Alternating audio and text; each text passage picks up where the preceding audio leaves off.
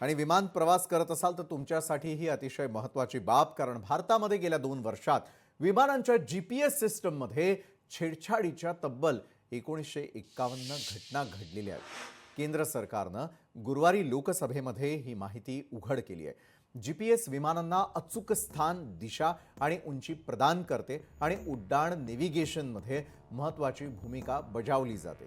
GPS डेटामधील दोषांमुळे विमान दिशा गमावू शकतं आणि ज्यामुळे मोठी घटना घडण्याची शक्यता आहे, जी दुर्घटनेमध्ये परावर्तित होऊ शकते।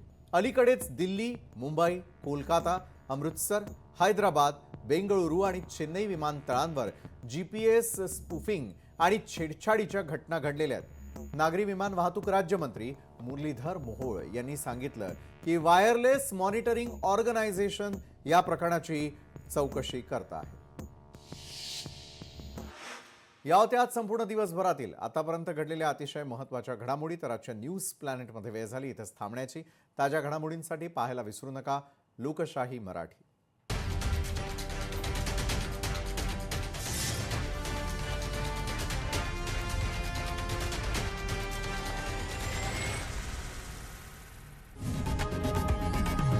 लोकशाही मराठी ऐका, पहा, जागरूक रहा।